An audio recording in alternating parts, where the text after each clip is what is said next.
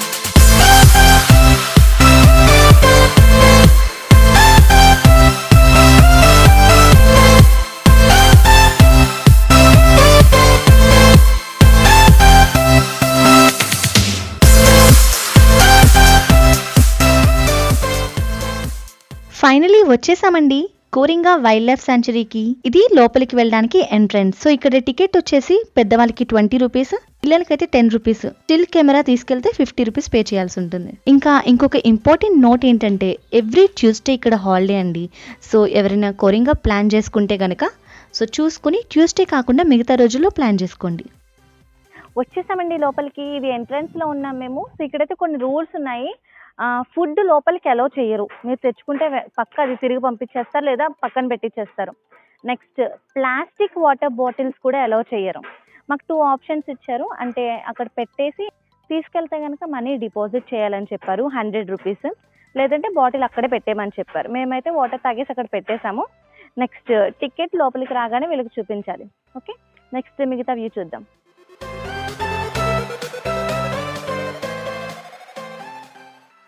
ఇటువైపు ఫస్ట్ ఎంట్రన్స్లో రాగానే రైట్ సైడ్ వైపు ఉందండి బోర్డ్ వాక్ అని.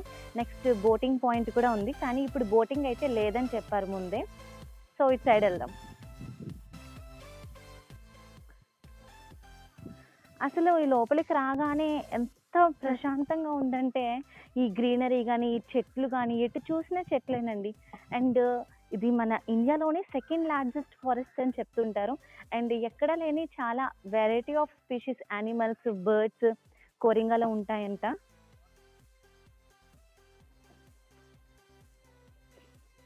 వావ్, భలే ఉంది అసలు ఇక్కడైతే. ఈ బ్రిడ్జ్, ఈ చెట్లు, చాలా ప్రశాంతమైన వాతావరణం అండి. అండ్ ముఖ్యంగా ఈ టైంలో అంటే కార్తీక మాసంలో చాలా మంది ఇక్కడికి రావడానికి ప్రిఫర్ చేస్తారు.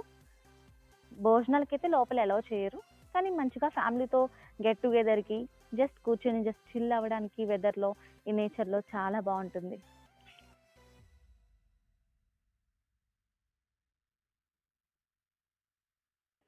ఇది బోర్డ్ వాక్ అంటండి. అంటే ఒక 1.2 కిలోమీటర్స్ వరకు ఉంది.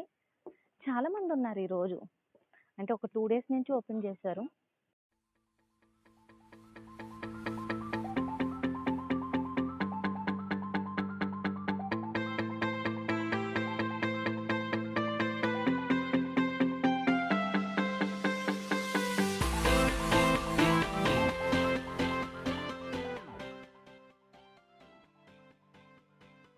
ఇది మొత్తం బోర్డ్ వాక్ అండి. అది ఇక్కడితో కంప్లీట్ అయిపోతుంది. అంటే ఇంకా ఉంది, కానీ అటు డ్యామేజ్ ఉందంట, వెనక్కి వెళ్ళొద్దని చెప్పారు. ఇక్కడి నుంచి ఇంకా మళ్ళీ రిటర్న్ వెళ్ళిపోవాలన్నమాట. సో ఇక్కడ మీకు ఒక విషయం చెప్పాలండి. ఈ అడవిలో స్పెషాలిటీ ఏంటంటే పిల్లిల్లో ఒక అరుదైన జాతి రకం పిల్లి ఇక్కడ ఉంటుందంట. దాని పేరు ఏంటంటే ఫిషింగ్ క్యాట్. అది చేపలను పట్టుకుంటుందంట. సో అప్పుడప్పుడు కనపడుతుంది అని చెప్పారు ఆయన. చూద్దాం కనపడుతుందేమో. ఈ ఆకులు భలే డిఫరెంట్గా ఉన్నాయండి. బయట ఎక్కడా చూడలేదు నేను ఇంత డిఫరెంట్గా. ఇక్కడ అన్ని ట్రీస్ అలాగే ఉన్నాయి. ఇది మట్టుకు నన్ను స్పెషల్గా అట్రాక్ట్ చేసింది. చాలా బాగుంది అసలు ఈ వాతావరణం. అటు పక్కన ఏదో సంథింగ్ ఉంది, కానీ పైకి వెళ్ళడానికి డ్యామేజ్ ఉంది, వెళ్ళొద్దని చెప్పారు. కానీ సార్ ట్రై చేద్దాం.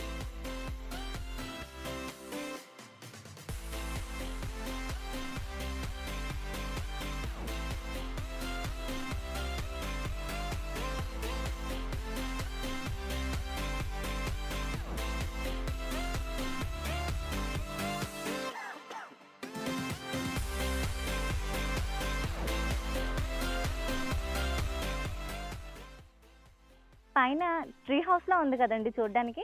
సూపర్బ్‌గా ఉంది బ్యూటిఫుల్‌గా. నాకు కూడా అలాగే థ్రిల్లింగ్ అనిపిచ్చి పైకెక్కాను. అంటే కిందంతా కొంచెం చూస్తే తాడులది తెగిపోయి కొంచెం డ్యామేజ్డ్‌గా ఉంది.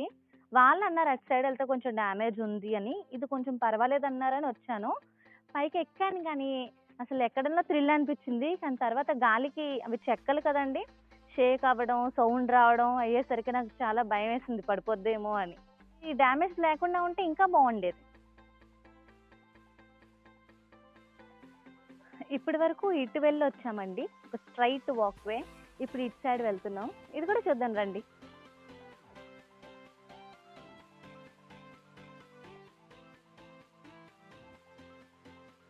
ఈ బోర్డ్ వాక్ మొత్తంలో నాకు ఈ దారి మట్టుకు చాలా బా నచ్చింది. ఎందుకంటే ఈ బ్రిడ్జ్ హైట్‌కి చెట్లున్నాయి గుబురు గుబురుగా. చెట్ల మధ్య నుంచి వెళ్తున్నట్టే ఉందసలు. సూపర్‌గా ఉంది.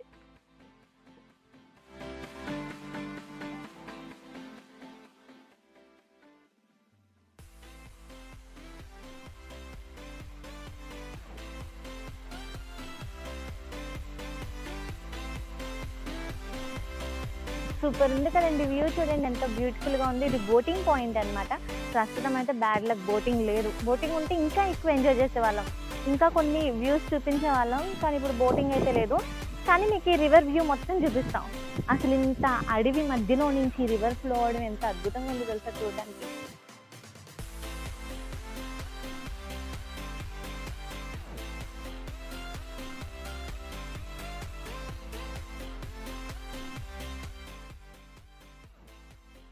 అంతా చూసేసాం అయిపోయింది.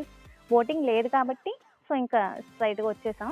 ఈ వాక్‌వే అన్నమాట చెట్ల మధ్యలో నుంచి. పక్కన ఇక్కడ ఎటువంటి బర్డ్స్ ఉంటాయి, యానిమల్స్ ఉంటాయి. ఫోటోస్ పెట్టారు చక్కగా.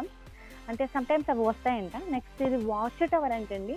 పైకి వెళ్ళి ఒకసారి మొత్తం ఏరియల్ వ్యూ చూద్దాం. Bird's eye view of the Coringa wild life sanctuary. So, ఇది మొత్తం పైకెక్కి చుట్టూ వ్యూ చూపిస్తాను.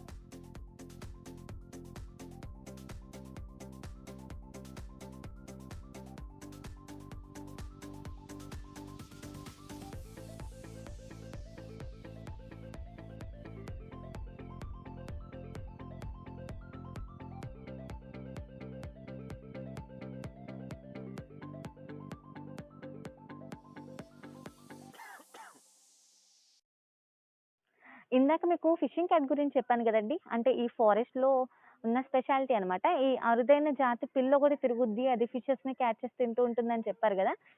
దాని పిక్చర్ స్టాచ్యూలో పెట్టారనమాట ఇక్కడ. ఎందుకంటే మెయిన్ అట్రాక్షన్ ఇదే అనమాట ఈ ఫారెస్ట్‌కి. సో, ఇక్కడ ఉన్నాయి గదా! గ్లాస్ బ్రిడ్జ్ ఇటు, వాచ్ టవర్ ఇందాక చూపించాను కదండీ! ఇది వాచ్ టవర్ అనమాట. అంటే పైనుంచి మొత్తం ఫారెస్ట్ వ్యూ. అదయిపోయింది. నెక్స్ట్ ఇటువైపు వెళ్తాము. గ్లాస్ బ్రిడ్జ్ అంట చూద్దాం ఎలా ఉంటుందో.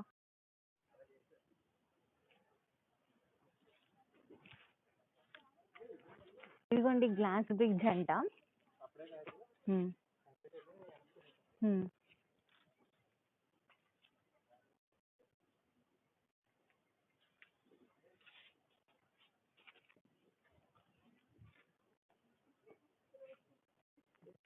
గ్లాస్ బ్రిడ్జ్ ఏంటండి బావుంది. కానీ ఇంకా క్లారిటీగా ఉంటే బావుండేది. కింద కూడా గ్లాసే ఉంది కానీ జనాలందరూ తొక్కి తొక్కి మొత్తం షేడ్ మారిపోయిందనమాట. ఏం కనిపించట్లేదు. ట్రాన్స్‌పరెంట్‌గా లేదు. కానీ అయితే బావుంది. గ్లాస్ బ్రిడ్జ్ ఎక్స్‌పీరియన్స్ అయితే ఓకే. బావుంది. చాలా బావుంది ఇలా చూడడానికి. ఇటు సైడ్ వ్యూ చూసారండి చెట్లు? అస్సలు మడా ఫారెస్ట్ స్పెషాలిటీ అసలు మడా ఫారెస్ట్‌లో ఉన్న ప్రత్యేకత డిఫరెన్స్ ఇదే మ్యాంగ్రూవ్స్‌లోని. ఏంటంటే మీకు రూట్స్ కనిపిస్తున్నాయా? ఆల్మోస్ట్ ఈ వాటర్‌లోనే ఉంటాయి ఈ ప్లాంట్స్ అన్నీ. ఇంకొకటేంటంటే ఇక్కడ చిత్తడి నేలలంటారనమాట ఈ ప్లేసెస్‌లో ఉన్న శాండ్‌ని. అందుకే ఇవి రూట్స్ అనేవి పైకుంటాయి. వీటి రెస్పిరేషన్ సిస్టమ్ పైనుంచి పీల్చుకుంటాయి.